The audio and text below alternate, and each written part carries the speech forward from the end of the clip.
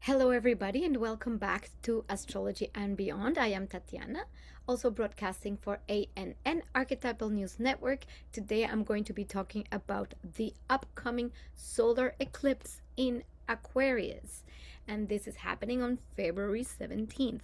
It is a new moon, as all new moons that are closed to the nose would be eclipses. This one is a big one, and I'm going to be talking about what this could mean for you as well, at a collective level and at a personal level. Let's note that the collective is nothing other than the sum of all the individuals. So if we can take the awareness of what is going to be happening around us and within us during this time, there is a chance that we can make enormous advances in our own personal life. And like the collective is the sum of all the parts, then what could ensue is something wonderful, or conversely, we could be adding drama, tension, restlessness, fear to the field. So it's all up to us. Let's see what's going on with this eclipse and what little bits of wisdom we can find from the stars at this time. So it's our solar eclipse in Aquarius. And I'm going to show the chart so we can actually see a little bit what we are coming into. So the big players of the eclipse, it's moon and sun in the new moon. So a big seeding point, as all new moons are, in the energy of Aquarius at 20 degrees.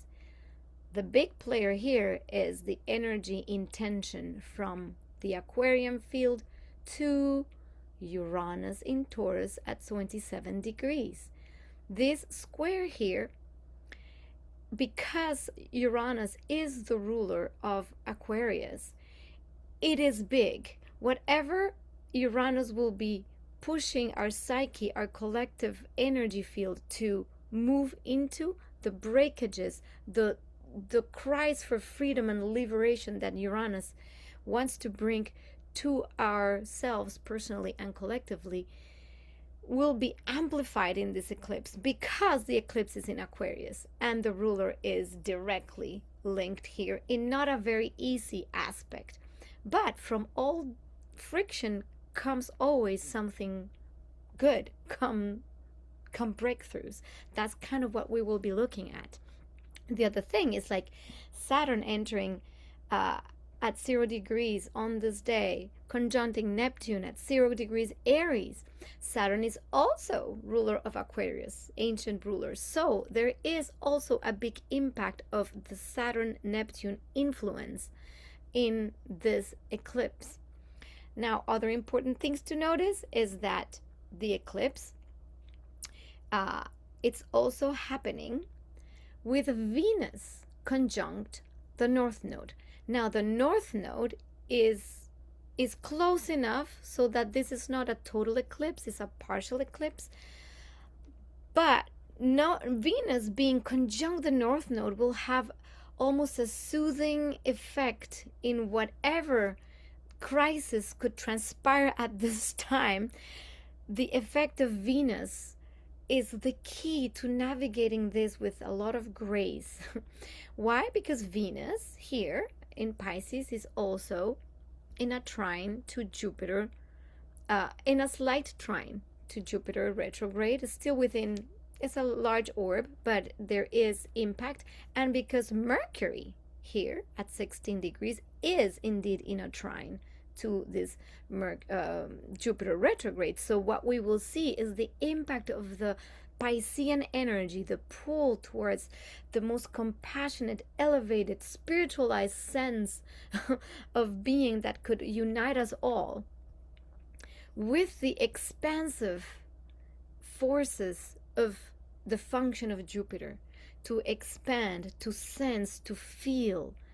There is going to be a lot of this emotional field active for compassion, for love, for newness, for creativity. So that is going to be, I would say, the gift of this eclipse within the breakdowns and the difficulties and the crises that may ensue.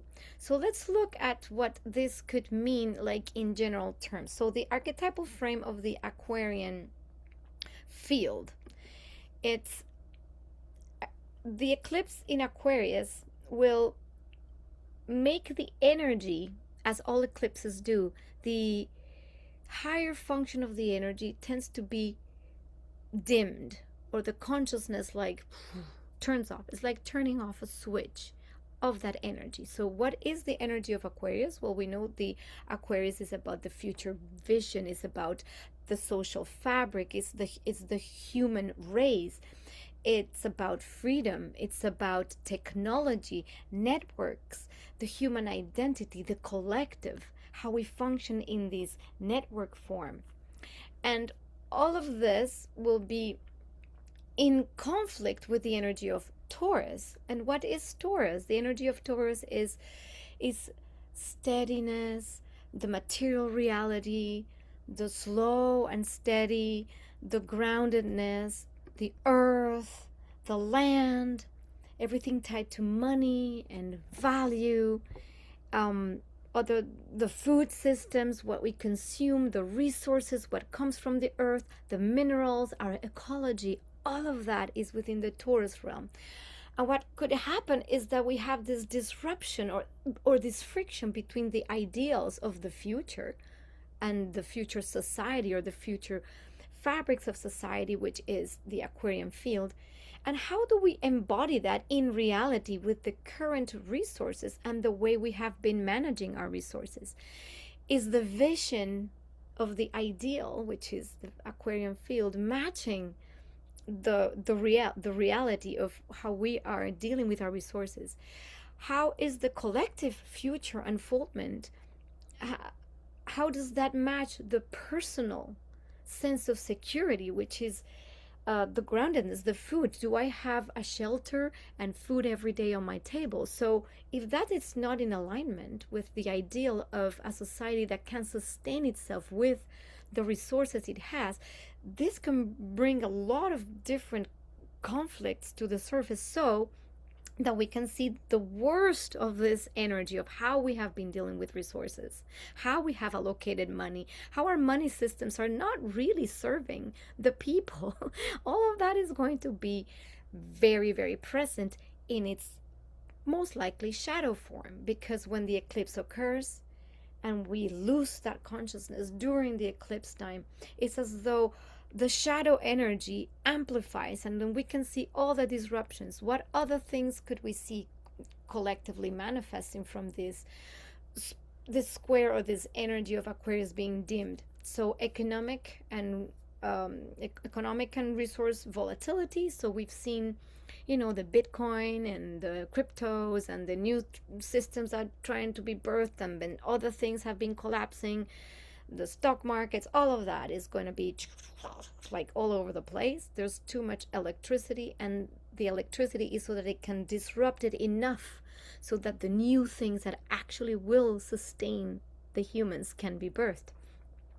So there might be some currency shifts, banking, market instabilities, land and resources conflicts. It could be also tied to the food supply, food chains, all of that stuff, or the supply chain, the food chain, the supply chain, the food farming. All of that could have some big impact. People that are being let's say not satisfied with how we have been dealing with our resources could start brewing a lot of energy that wants to liberate and free up something, so something can finally break and we can really begin to create the new. So technology and nature as well. So now we have this big boom of AI, the biotech, all of the new stuff that's coming up right, left, and center with AI, robotics. The other day I was actually seeing this video on how humanoid robots are already being really fully displayed as marketable very soon. And even there's price tags, and there's a little dog robot, and how these companies, like it's a bunch of different companies, like from Boston Dynamics to like there's Chinese companies. Like I remember Boston Dynamics because that was like the first one with the little dog that was dancing and stuff. It was kind of cute and fun. But now it's becoming a reality that these robots and these humanoid robots are very capable. They were showing them doing backflips and all kinds of stuff, grabbing things, and obviously they want to be deployed in the workforce, like to replace human labor. And that again, is it good or bad? No, it's just this is happening. It's real and it's here. It's no longer the science fiction Robocop movies or Terminator movies or whatever other cute robot movies like Wall-E, it doesn't matter. All of that science fiction is really now becoming science fact, and it's here. And it could be either exciting or very scary, but that's part of the things we're going to be really seeing be pushed forward at this time. So there's going to be a lot of debates around technology, around AI, safety, all of that stuff. Social uprisings, next thing, which is tied to survival. People that have been oppressed, or like the scarcity, when the top 1% has everything and the bottom has very little. This is the perfect brewing soup for big protests and big revolutions, and it's not, it could not, it has to happen. That's it, this is the brewing. So there could be a lot of collective pushback against systems that want to control and keep the old in place. This is gonna be like, now this is the friction, right? We could also experience infrastructure shocks. So it could be things like the internet, the power grids, electrical disruptions, the aviation. All of the themes that have to do with Aquarius could have now their electrical shock. That disruption. Now, what could this mean for our collective? These disruptions are through the eclipse portal, or these shadow energies that get sometimes through a shock. They have to come with a shock or an announcement or some kind of thing that brews to the surface. What we want to see is the future of what we want for our humanity, for our earth, for our children. Is it aligned with our values, which is the domain of the Venus/Taurus energy? Is this aligned with how we want to be working with the earth, with our resources? If it's not aligned, if humanity is going in a decline of sorts, this will be very, very obvious. And this is why the cosmic 2x4 sometimes comes through the eclipse portals, because in order to evolve in the highest frequency as humanity, we sadly need to see the shadow, and there's a lot of Aquarian energy right now happening. So there is the positive thing of this, let's say, shock that could be brought to us individually or collectively, is that the Aquarian energy has this field of anesthesia. There was an astrologer that was using this word that I really liked. It's like you have I follow Pablo Flores, who is I've studied with him and I really love his analogies, and he used an analogy for Aquarius. It's like having anesthesia, and when you have Uranus directly linked, it's just an overdose of anesthesia. So there is this capacity to see the context from further and have an emotional detachment of sorts, so that the changes that need to occur in our personal lives, or the disruptions of our systems that are impending, they're needed. They have been brewing for a while. It's not new. What we're going to see now is the culmination. It's like when the independent movements back in the times of the Civil War and all of the decolonization that began in many, many countries back in the 1800s.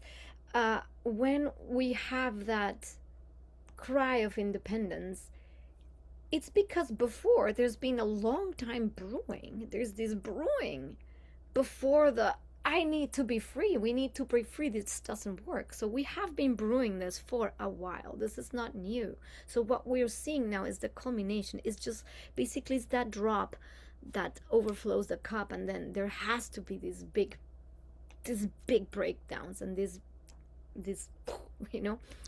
massive liberations. So that's what we could see a lot now. In the positive sense, what the evolution wants is to align ourselves, our humanity, with different values. So we might see new cooperatives occurring, new economies, new economic models having to be formed, maybe different innovations with how we use the land in more collective groupings. Maybe there could be alternative currencies that are not just the cryptos. It could be things like barter pay or things like that, which is more about exchanges. So we've been talking about this for a while, and many people are already setting these systems up. But now through this eclipse, it's almost like it's impending, it's needed. We could see much more of regenerative agriculture coming also to the surface. People pay more attention to that. Like instead of the agriculture, the mass agriculture with all kinds of pesticides and things like that, is people are going to realize that permaculture and other types of working with the land is going to be more popular, And now we also might see the use of technology like AI and robotics, like I was saying, the humanoid robots and stuff. We could go either in the dystopian way, or we could be in the helpful way. So we might also see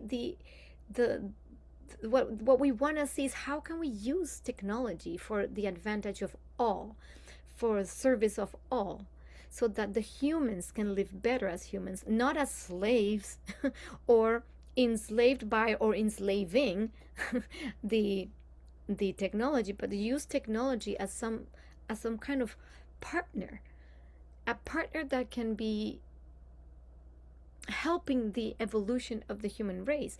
How would have we ever gotten to the moon or sent probes in outer space had there not been this desire to push the envelope and the boundaries of the known and the and the comfort, which is the domain of Taurus. And this is why now we have the square with Uranus in Taurus, going the known, the safety, what feels grounded, what's mine, my resources, all of that seems to be like, no longer, we're gonna break that. We can explode that so we can find something new. So this is why through this eclipse, this square becomes really important at a personal level. And this just depends obviously on your personal chart, and we will see this a little bit in detail when I go a little bit through the houses and what it could mean for you. The field of the Uranian energy with so much Aquarius is like electricity. Imagine having a power surge that is more than normal. So it could also be linked to solar flares. So the nervous system overloads. So there could be immense restlessness. Also because let's not forget that it's not just Uranus and squaring the eclipse, but it's also having Mars and Pluto in Aquarius. So this amplifies the energy of the need for transformation, and Pluto is in charge of really showing the underbelly of all the darkness of Aquarius, the dysfunction in society, the fabric of society, the dysfunction in groups, the dysfunction in the use of technology for control. All of that stuff is going to just be like very obvious. So back to the nervous system, this field being so amplified and so much energy, because we are beings made of electrical, we power ourselves through electricity. That's why our nervous system is electrical in nature. This electrified field can make us very restless, not being able to sleep, or being so ungrounded. maybe having nervous breakdowns, overload of too much input, too much mental activity and input. But at the same time, there could be a lot of excitement, because when we put a surge of energy into something, it excites, right? So it could be the excitement. So what could happen is that there's an excitement for something new. There is this needed change or this needed jump, but there's this like, I don't know where I'm really leaping towards, but I can't go back anymore. We're already in mid-flight. You can't go back. You already leapt. We're in the middle of the void, going, where am I going to land? Because the landing is not quite visible yet. We talked about that with the Neptune Saturn, which is the landing is not quite visible, and we have to have a deep trust that this whole process is for the better. So what we want to avoid at times where there could be real crisis or traumatic splits, traumatic breakups, or things that tear, is precisely to avoid the tear and aim for the clean cut. I was having this analogy while I was showering, going like, of course, when we tear something, we just forcefully, brutally rip it apart, and then all these fibers are left like this. We might not rip it through the correct place, right? It's just damaging. And it's damaging to everybody, because it's not just damaging personally, but it could be damaging to the field. Like I said, if we go into that restless energy that just wants to destroy and tear, what happens is we're adding that energy, that nervous energy, into the field. The clean cut is the capacity to slow down the nervous system and see where a cut is actually needed. So we can take a little scissors and calmly but surely cut where it is needed. Now, the separation doesn't need to be violent.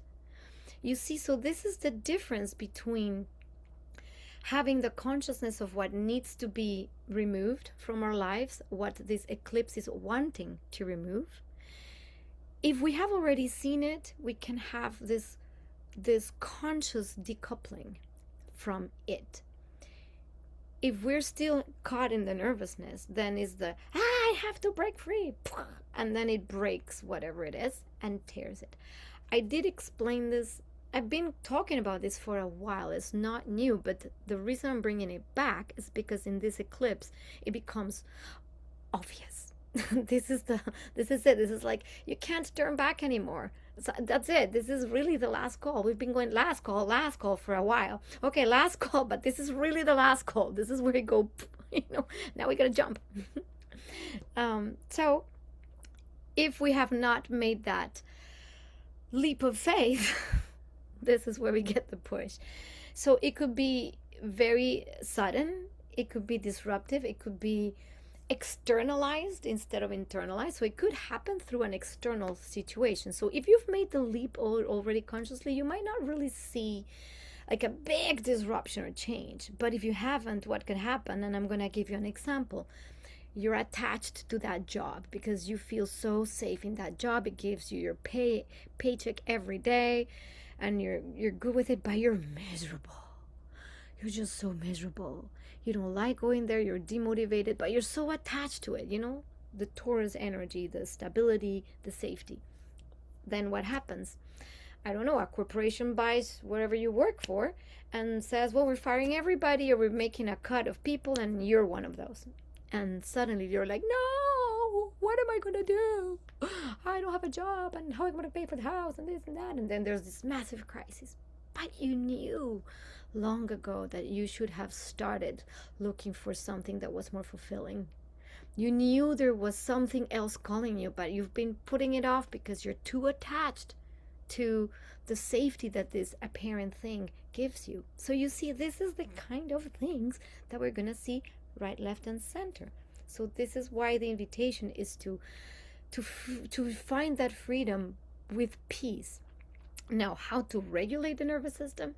I have been saying this also for a long time.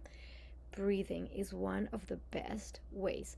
Grounding, obviously, salt baths, because the salt neutralizes the electrical field. Also, salt lamps, when you have a salt lamp on, it emits negative ions, and that has some kind of effect. I'm not like a scientist or anything to say exactly what, but it has some kind of effect in the biofield. Grounding, so putting your feet on the ground grounds the energy down.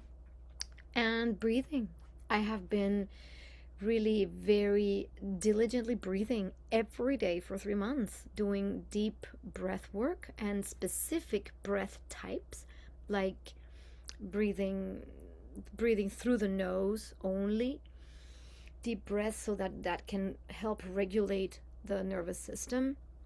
And I'm reading this amazing book called Breathe. What's his name? By something Nestor.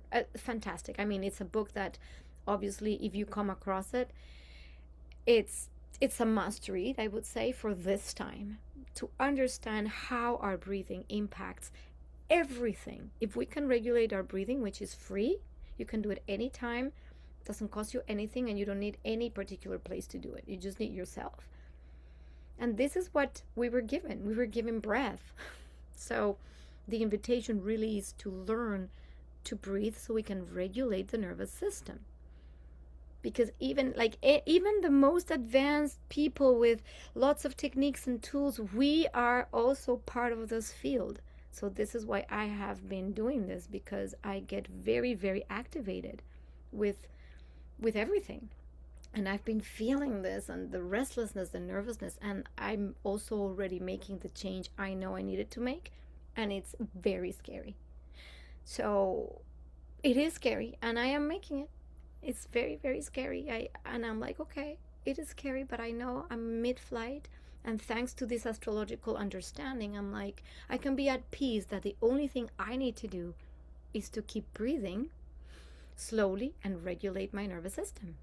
If I can do that, then I don't add more of this to the field.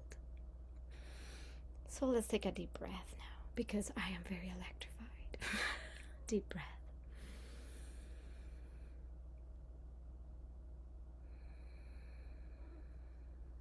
There you go. I'm a little bit more calm. That's better. Now let's continue. So the other important thing is to understand for yourself. Are your values aligned with your future vision of who you want to become? Is your livelihood or what sustains you aligned with your soul, with who you truly and authentically are?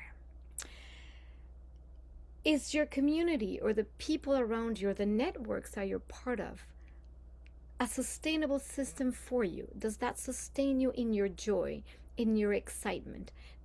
Do the connections that you have help you thrive, or do they drain you? And are you free, or are you just comfortable?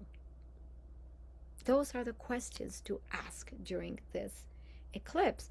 So if you ask yourself this, then you cannot lie to yourself anymore. And then moving through this, whatever is being taken away from you, or you decide to clean cut, will make a lot of sense, because then you can actually think about these things and make those decisions yourself. So let's put it back together. To avoid the overload of the shadow coming up, it's that we might have economic shocks, system breakdowns.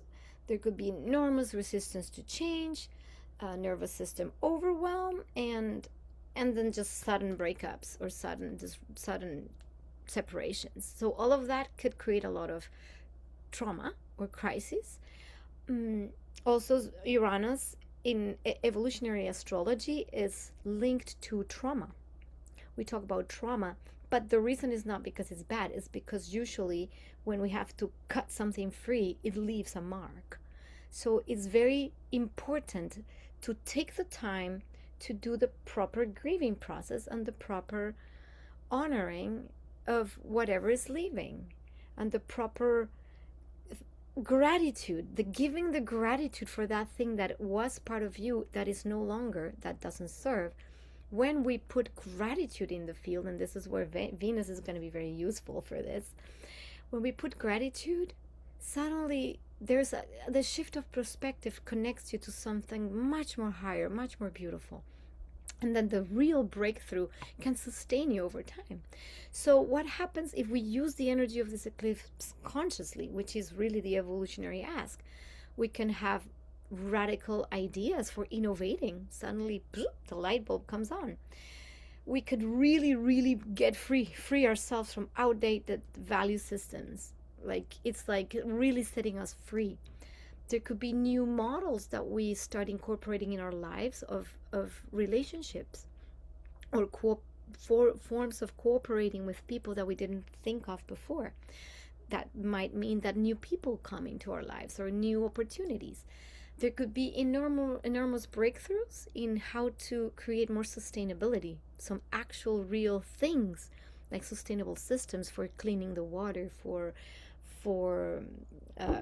generating more resources. Then we could also have the capacity to anchor new timelines that we have never thought of. But this is why we need to trust that these flashes of insight, especially because Mercury is still in Pisces, and this is where we need to trust literally the downloads, and trusting the insights that come from deeply within. And when those insights come, we can actually affect that and put it and make it real in real life. So this is where we can actually use that energy. So now let's talk a little bit about this. Let's share this. Venus, because Venus conjunct the North Node and kind of in this field of energy, will invite us to really tune into what's really valuable for us spiritually. So this is where we move, instead of from separating, we can see love in other people. We can find ways to surrender control.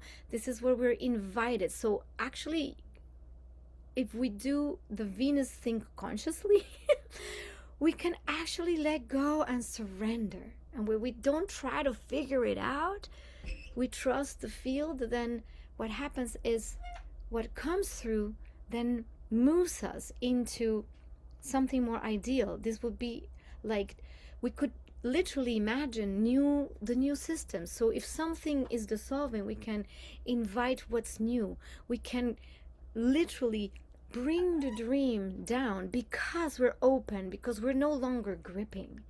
And this could be a beautiful time for the renaissance of arts, of music, of new spiritual forms of using art for more connection. And in these regards, this is where I get extremely excited, because I am like literally tonight on the 13th, I'm going to do my first official sound journey. I've been wanting to do this, and I've been practicing instruments all in 432 hertz to regulate the nervous system. And I am collaborating with these amazing musicians called Starchild and the Mystiques. And tonight we're going to be performing and offering a sound journey. And to me, this is precisely how this field brings that dream through the people, through you who are watching. What is your gift? The gift that you want to give, that unites, that helps regulate. That maybe is because you're a great cook, and then you love to bake something, and you give that to someone, to maybe that's in pain. You see, so this is where immense compassion can be brought through. Also the crisis, when people are really stressed out and overwhelmed, and we can be the beacons for sustaining the pain, not taking it on, not being, the carrier of the pain, but being the space holder. What happens is that there's immense heart openings occur. ideas will flood from the other side. This is a time for dreams, for dreaming, for allowing all the new things we never thought possible to really percolate. But the only way to do that is when we're calm. If we're in this state, nothing can percolate because we would be in fight or flight. So the higher function of our brains is shut down. We can't think. There's no creative possibility when our brain is in fight or flight. We need to allow the brain to be calm so that the prefrontal cortex can do its job, which is to actually think and find creative solutions. You see, this is how we can navigate these times, effectively. So that's kind of part of it. And then the other thing is that we have let's go back here so we can see, like I explained already, Pluto and Mars are both here. So what happens with Mars is Mars in Aquarius is going to want to fight, because Mars is the fighter, for the freedoms, fight for these ideals, and it's the one that can actually rip the fabric. So when can that happen? When Mars crosses the eclipse point at the end of February. So if the tension is really strong at this time, the desire from the sun, which is the identity to liberate, is too strong, but it's not channeled properly, then the rip comes at the end of February, when Mars crosses the eclipse point and activates that again, and then we're taking to the streets to rip off whatever, but without proper direction, the energy of revolution does nothing. And that's the point. The point is to create personal and collective revolutions, but for something real, sustainable, and then actualizable, right? So this is basically it. And we will see with Pluto really the ugly part of surveillance, using technology to survey and control. We will see the AI governance. We can see the collective, the attempt to control collective resources. It's all of that will be so ugly visible. We can see, for example, when I was talking about the robots, we could see for example, how robots, instead of being used for something really positive, could be used for war. And we've been talking about that, now a robot that, can do backflips and all kinds of stuff and doesn't feel anything. And who says they cannot be programmed to be like stormtroopers in Star Wars? Yeah, right? It's kind of obvious. It's there. And if there's not a proper consciousness regulating all this, then so it is about the responsible use of technology. This is exactly it. It's not to reject AI. It's not to reject technology. On the contrary, it's to use it smartly. On this respect, I have a little announcement that I want to make. I'm going to be developing a course and a webinar very soon that I will be launching in our next video, which is precisely about responsible use of AI with astrology. Because I know that people in search of answers and self-development can just go and believe anything the AI says. And I would like to bring some real awareness of not how to not use AI, but how to be very responsible in using it so that it is actually helpful. So stay tuned for that. I will be posting that very, very soon, and hopefully you'll be joining me, Okay, back to us. Last thing. So we talked about the Pluto and the Mars mobilizing to action. We talked about Venus and the field. Now, the Jupiterian field could feel as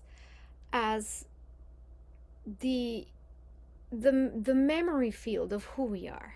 Jupiter will expand, but it's retrograde, so it's almost like a memory. It's like we could remember even what we were as ancient humans. I don't know if this makes sense, but this connection to Pisces is also bringing us back to some ancient wisdom. It's also the ancient wisdom of the feminine. And I know this is interesting because Venus, North Node, Jupiter just amplifies the wisdom of the feminine, the wisdom of the mother, the great mother, the wisdom of the elements, the wisdom of earth. And we all have access to it in our feminine side. And very interesting, it's like, again, me personally, what I'm doing is really trying to embody that feminine field, because this Venus, little secret, is exactly trying my natal Venus in Scorpio. So it's like everything is so on point for me to be talking about this and to be encouraging you to get in touch with the emotional field, the contention field, the field of the feminine, instead of the field of the mind. So we go a little bit more into the body and feel the emotions and are able to contain them with love and care for another. Wow, what a different expression of this energy of the eclipse we could have. Now, why? Because now let's talk Saturn Neptune. We talked extensively about this because this, if the eclipse in Aquarius needs to break something free, the conjunction of Neptune and Saturn in Aries wants to rebuild this new thing. Like whatever is being left behind, it wants to bring the dream to the reality and make it actualizable, make it aligned. So everything is just perfectly brewing this new earth, or this new pathway. Like everything, except Saturn and Neptune can have their shadow sides, which is then the hopelessness, the pointlessness, the spiritual bypassing, maybe getting lost in the hopelessness of being separated from all that is, and then not doing anything because why bother? That could be in the field. But if we get into the excitement field, into the higher octaves, then we can actually bring the dream down. So the other important things is like the 0 degree really matters because it really resets. It's like a reset of humanity. It's a humanity reset. It's really like okay, we're gonna reset all we knew about how we were, the trajectory we were going, and how can we just rebalance this to something that we will actually save our humanity. But because we have free will, and I said it before, the collective is none other than the sum of the individual parts. And this is where Saturn and Neptune will keep asking, are you aware that you are responsible for everything you're putting out in the field and you're creating? So we have no more excuse to say it's the collective, it's the systems, it's out there, it's the economy, it's out there, it's the pointing finger outside. We will have no more excuse with this energy. We have to take our planet into our own hands, and our lives into our own hands, and what we want to build into our own hands. This just means that. So we could be having multiple things happen, like ideological restructurings of all kinds, maybe new spiritual movements that are no longer rooted in the old guru like or bypassy like new agey things, but more grounded into real compassion and real action. It will be collapsing and popping all kinds of false spirituality or false illusions or false systems, so that we can have new collective visions that are really more rooted in the higher octaves of Aquarius, which is the true synarchy, where each human, which each individual is connected to their heart, is deeply connected to their joy, and their joy amplifies the field, and each individual piece is really part of a collective whole while retaining their individuality. Because what we could also see at this time with the darkening of the Aquarian energy is like my collective or my type is better than yours, and then it separates. And that's where Saturn, the ruler also of Aquarius, will be asking that question, like, do you really want to separate, or do you want to bring into reality something that actually unifies, and that is why it's kind of interesting. Aquarius is very interesting energy because it's both the human fabric of connection at network, but it's also what's identified as unique and separate from. So this is why the ideal Aquarian field is each person cannot be identical to the next. Each person has to be their own blueprint with their own astrological field and their own journey within the collective whole, where everybody can thrive in the essence of their solar essence. And this is why astrology becomes so important now, because you can know more of your blueprint, who you are, and it helps you know, I'm not that, I am this, but I can still be in this garden. I've talked about that a lot.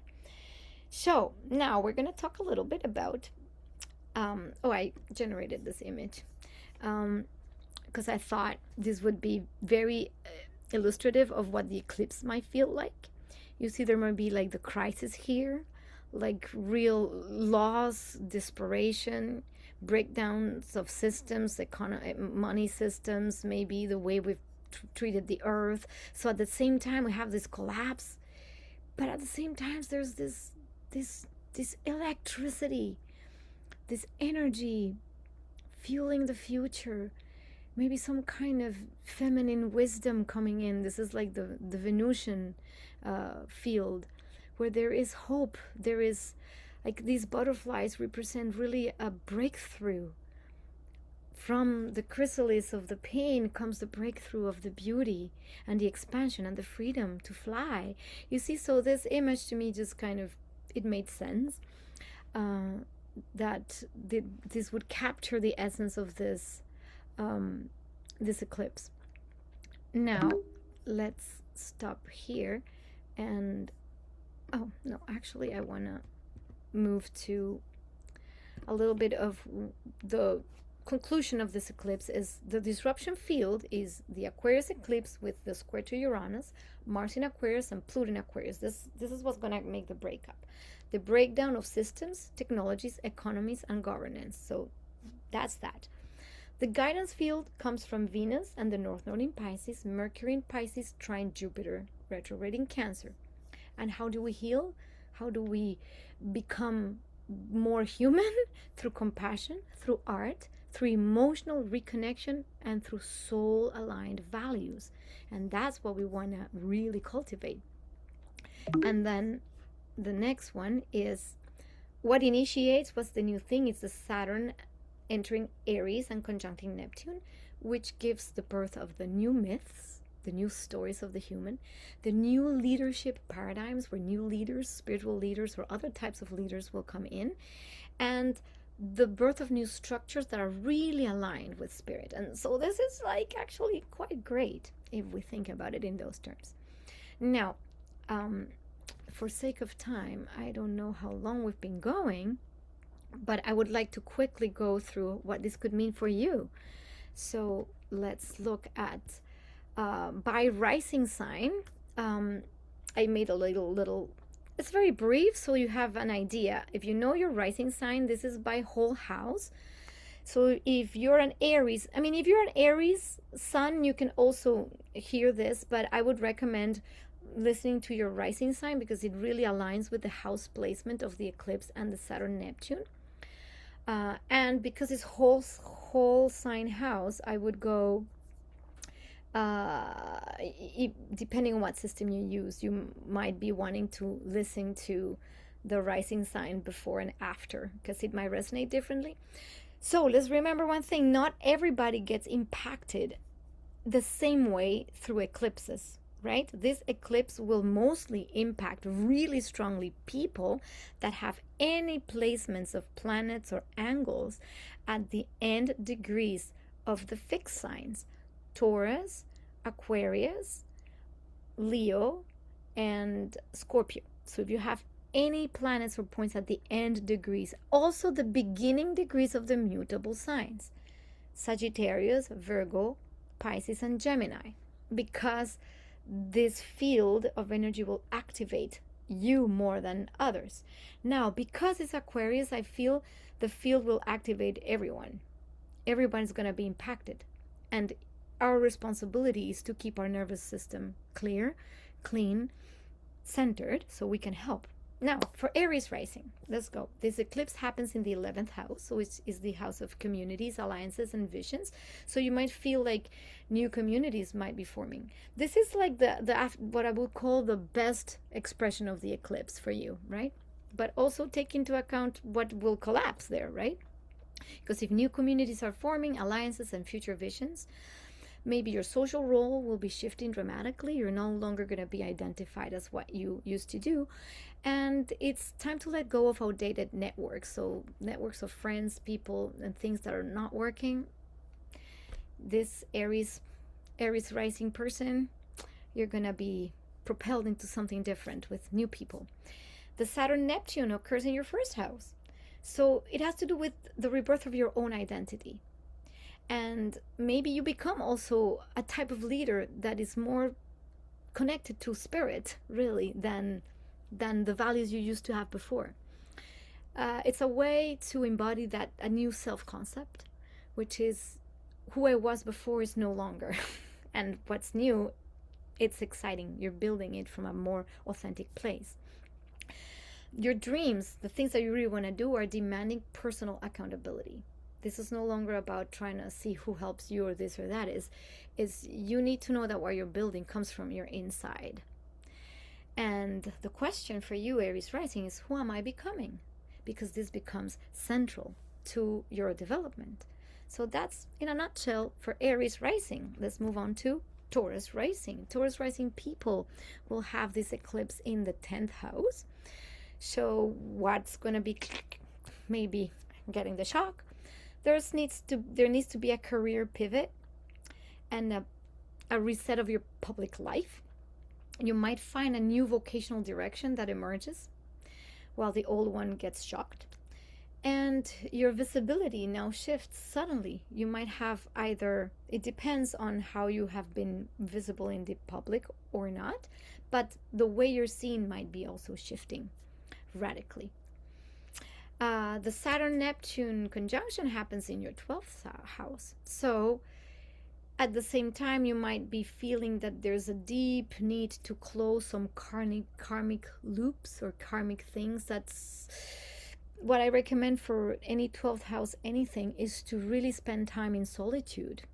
Because, retreat, solitude, and healing work is really needed. So this is not necessarily the time to be really visible. And what that could mean is maybe you have been very visible and working so much that now maybe you're not as visible because you need to retreat a little bit. So I would think for Taurus rising that is very possible. Or that the way you're seen in your public sphere is very different, because this really impacts what you're going to be doing in the world. The 12th house transits can be very draining of energy because they push us to connect to the field of all that is, to retrieve soul memory and actually heal it. And sometimes that requires a lot of energy that is not available for other things. But what could happen after this retreat and self-knowledge through deeper layers is that it will dissolve unconscious fears that have been blocking precisely a movement forward. So this is a time to really dissolve those unconscious fears or face them.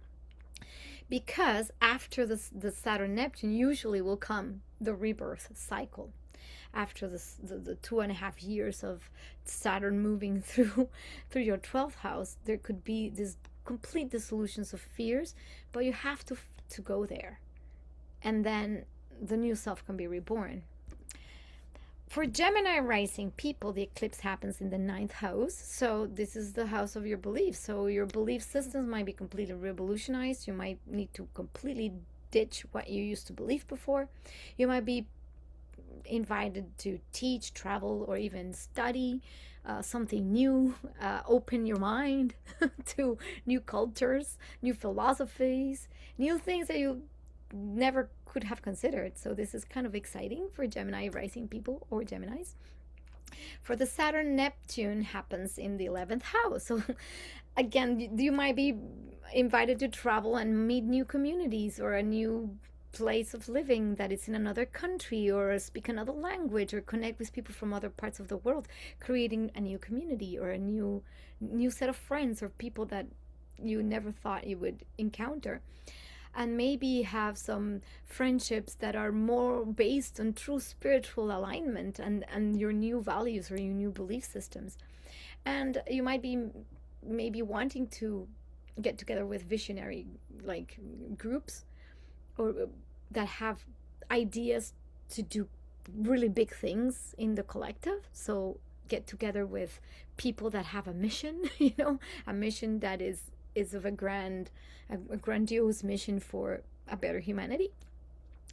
And there could be a seeding point of a long-term humanitarian leadership. This is where you might say, hey, I'm ready to step up in some kind of role that can help the collective or collective groupings, associations. So there you go, Gemini rising.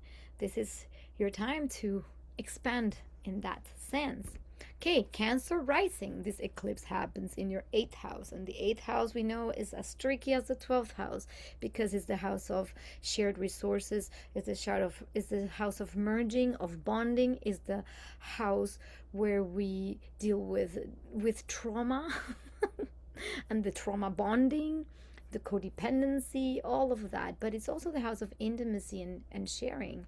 And in this case, what could shift is anything that has to do with shared finances, or the way you view your intimate relationships could be really needing to change. If you've been too codependent on someone, you might want to have some more independence in that sense. Or if conversely you've been very detached and your intimacy is not working, you might want to come closer to find more meaningful ways of being intimate.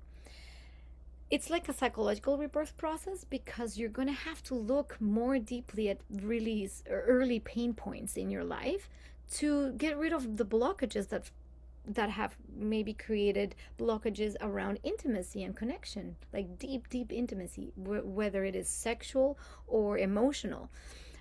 This will be part of your liberation field. And if there has been any karmic entanglements with people, with finances, with other people that are not in the highest form, that they will be wanting to liberate as well. Or new ways will come for you to make new bonds or new agreements with people as well. Now, the Saturn-Neptune in the 10th house will propel you to a soul-led career calling. This is where finally, if you've been doing something all your life that's not really what your soul wanted, this is the time, because Saturn in your 10th house is saying, come on, step up and do it.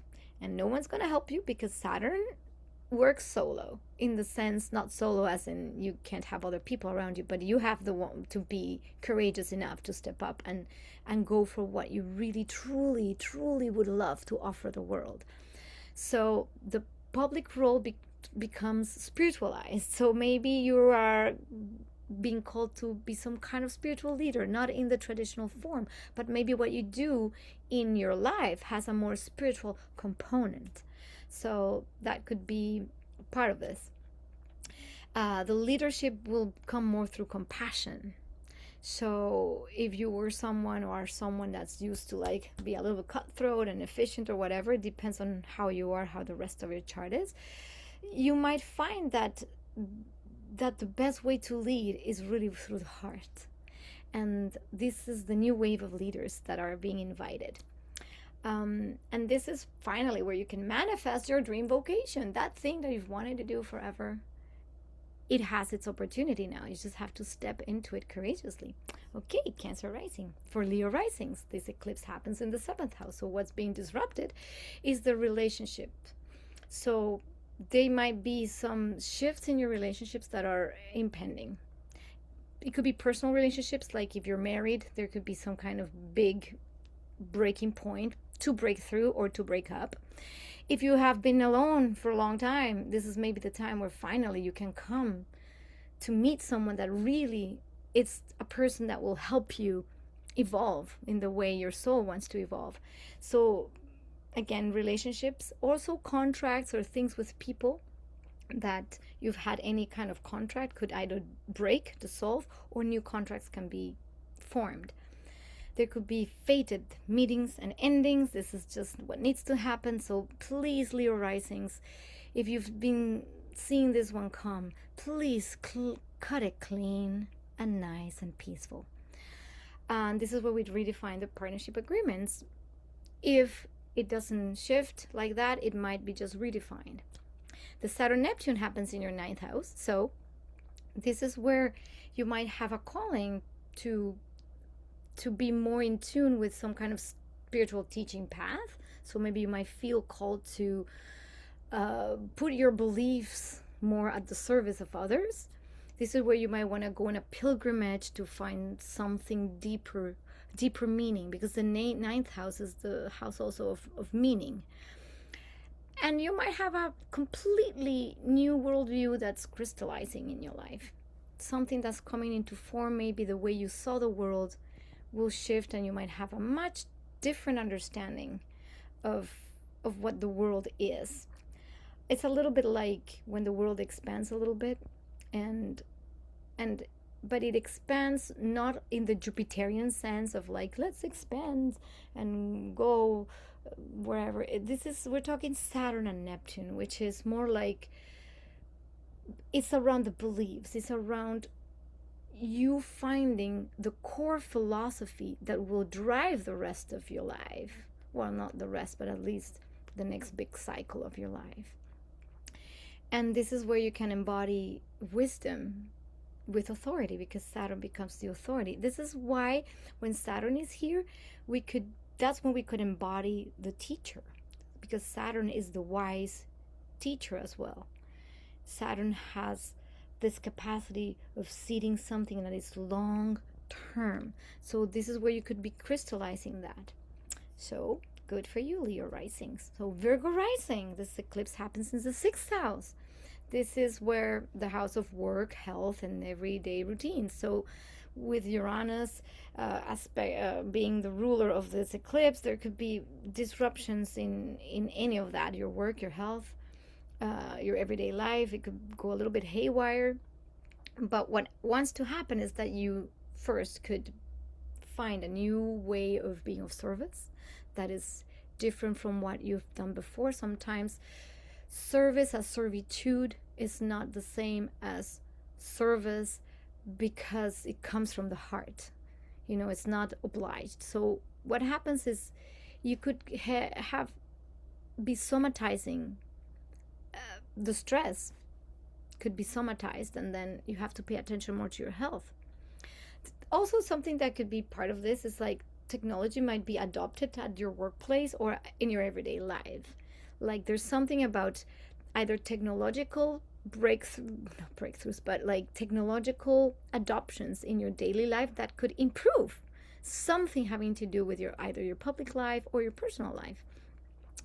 And there could also be a need to review how you are dealing with your health and precisely your nervous system. Are you regulating your nervous system?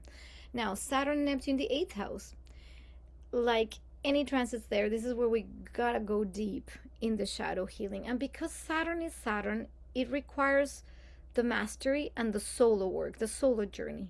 Is the courage to go there and have the discipline to actually look at the shadow and what's still not integrated. Because what can happen after this is that we will finally integrate maybe some long seated trauma that's been there since the beginning, from our family, from our childhood, and finally this gets the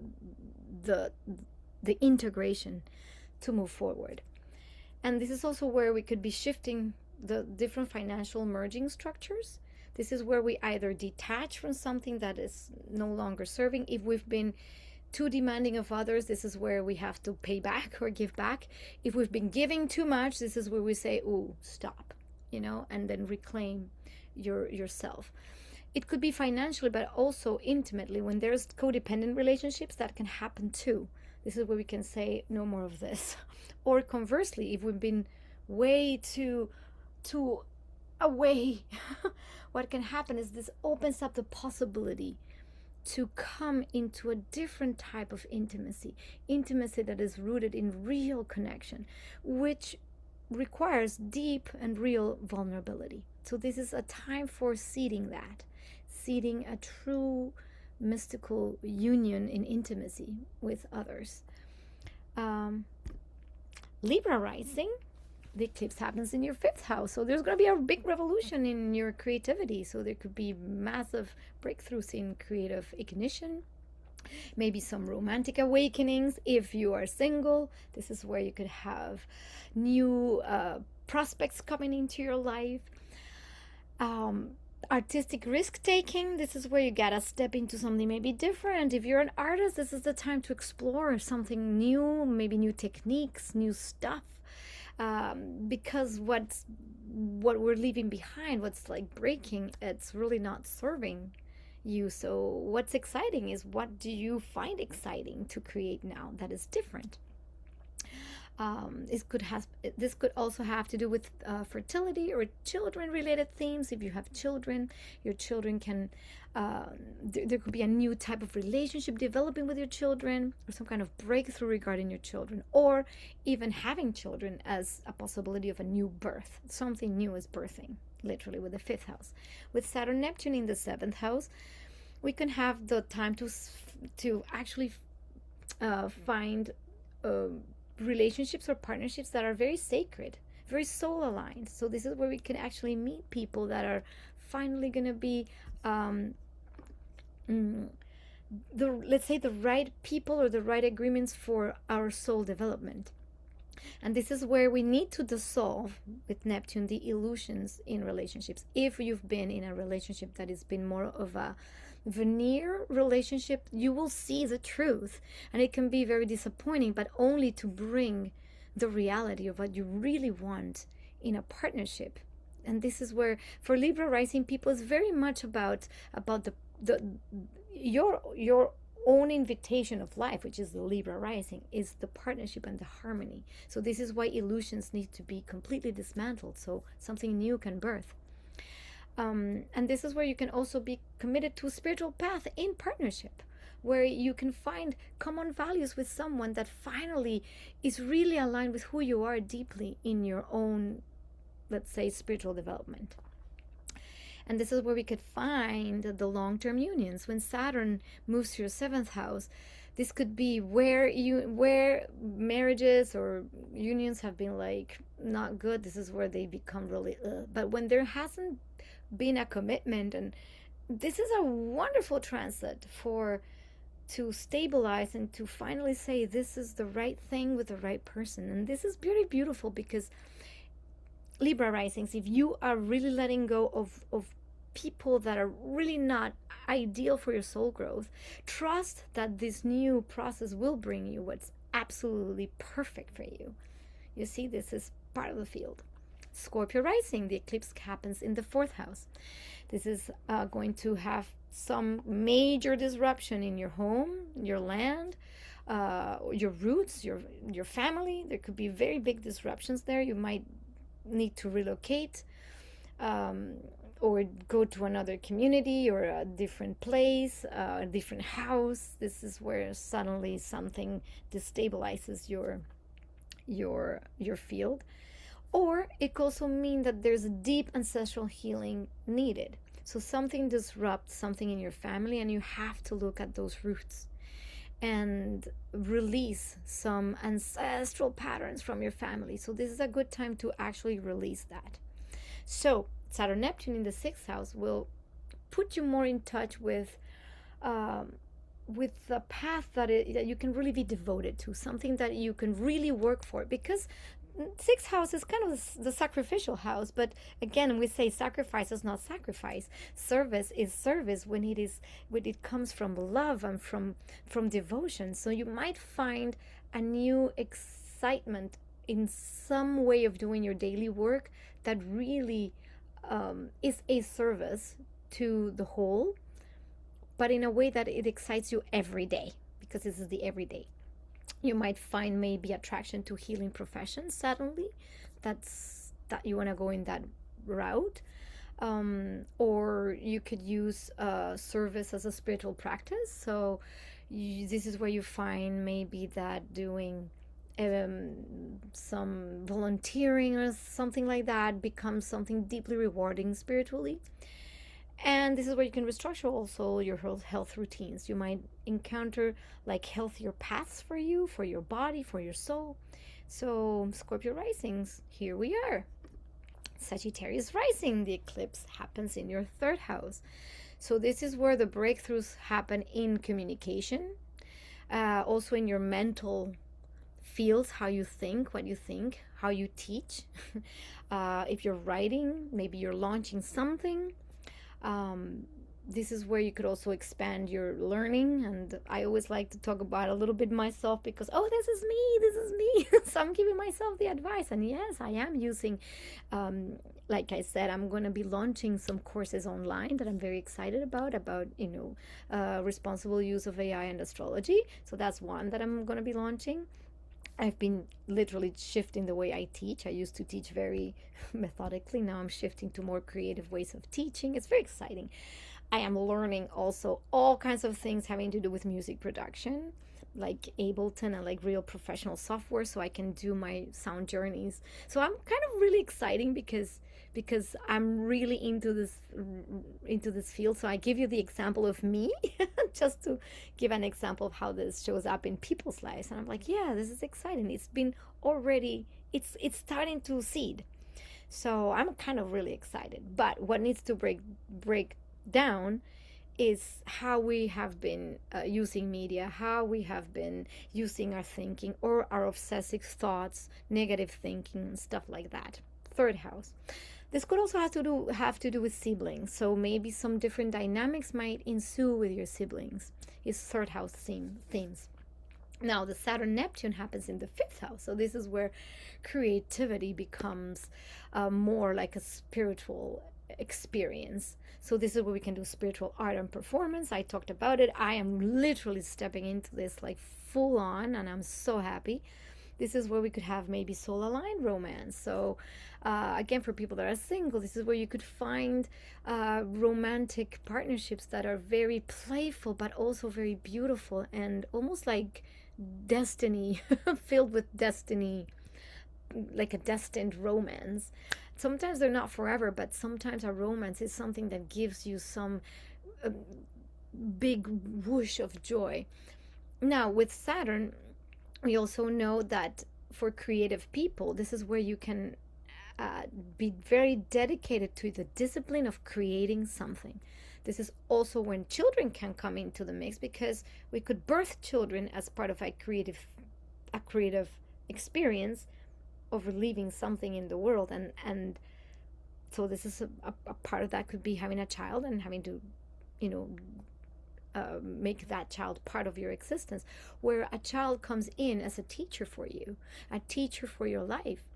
So it might be the birth of children that are going to be helping you evolve immensely. So that could be that as well.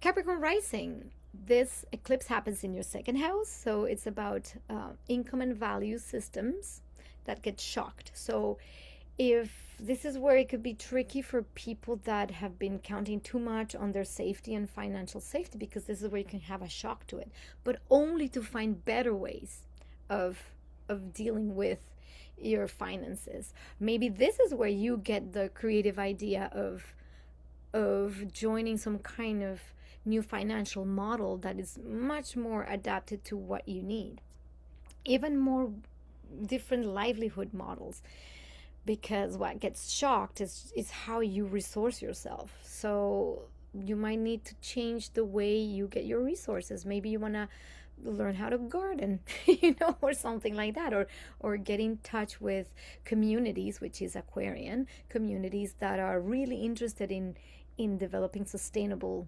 agriculture or sustainable resources or something of that sort.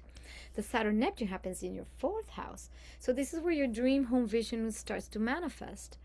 But again, if you have been in the wrong soil for your roots, this is where you need to take that soil, that little plant that rooted elsewhere, because Saturn will ask of you if you're rooting yourself in the right place. So if you're building your dream home or your dream space, or where you feel really solid in yourself, this is the time to do it. This is where we could have like some kind of land or community karma coming, because Saturn rules over karma, and this could be a time where you might need to repair some karmic dues with the land you're on, or lands, or certain communities. This is also where family ancestral healing can happen, because we're going to have to look at that deeply. How is our root? Have we reconnected or disconnected from our root, and what is there still to be integrated? Because if we can do that, this is where we can build real sacred foundations for our own families to grow, for our own roots, where we stabilize a home, so then we can feel stable. Because the thing with the second house and the fourth house is like, if we're not stable within, and with how we're resourced and how we're grounded, then this could be very, very difficult. So we need to think about that. How are we setting deep roots?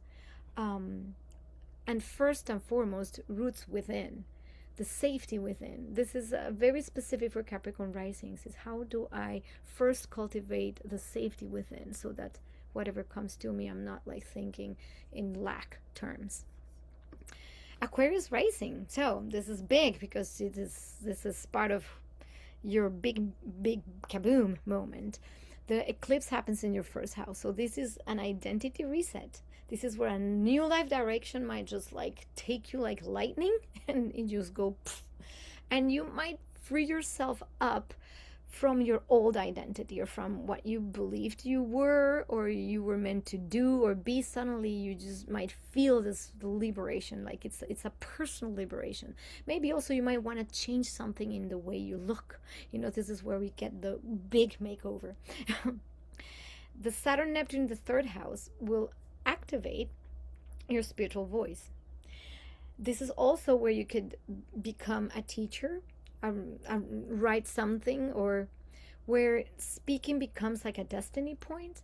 This is where you could also be learning, like taking some courses, not necessarily the big university studies, but courses of this and that. You might be also learning something like nonviolent communication or conscious communication styles. This is very typical of those Saturn transits.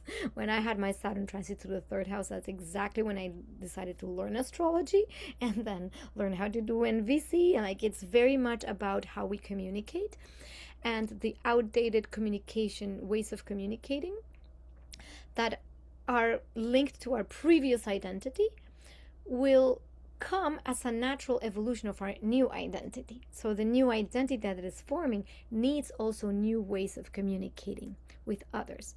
So this is where we can also be called to transmit some kind of sacred knowledge, or things that are very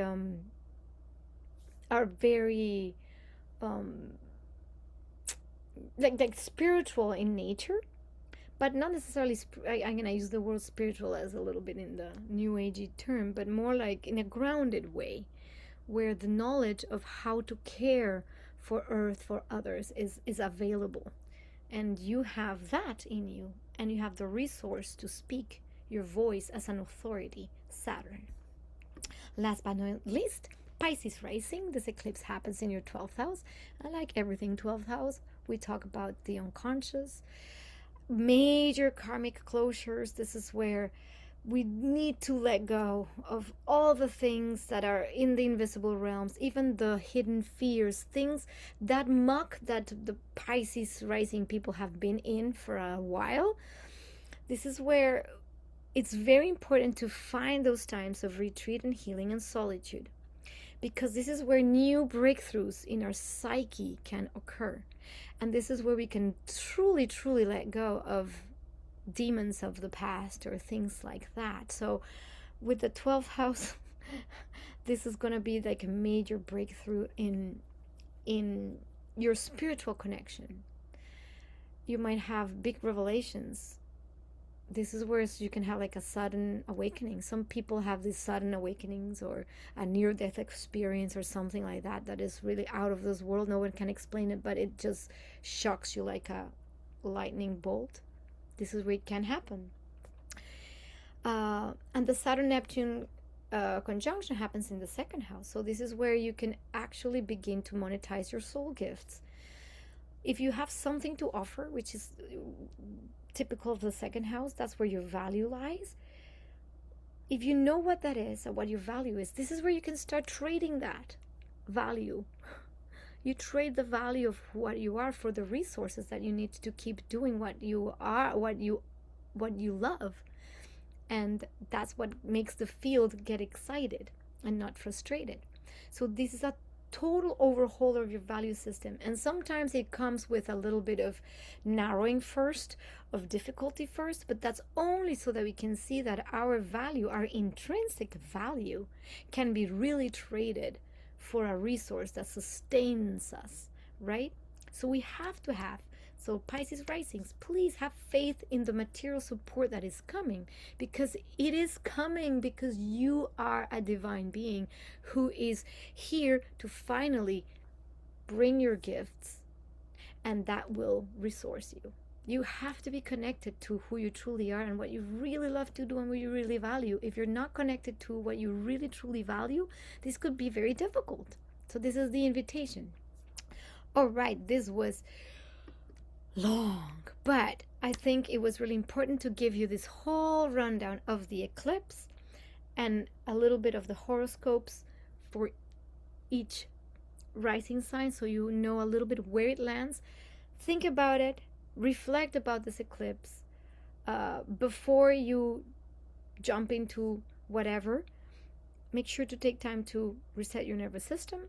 During the eclipse, avoid any rituals or things that open up your energy too much, because that's like having a dam release a lot of water and you're like in the middle of it. So wait until the eclipse passes to integrate whatever breakthroughs you've had. And seed your intentions. Just seed your intentions from within, with the reflection of all that I have presented here. And if you like this video, please feel free to share it, subscribe, tap the bell, make comments. I'll read your comments, and I'm really happy to be building this astrological community with you all. So thank you for still being here, and if you made it to the end, thank you. This is a lot, but I hope this helped you. I love you, and I'll see you in the next video.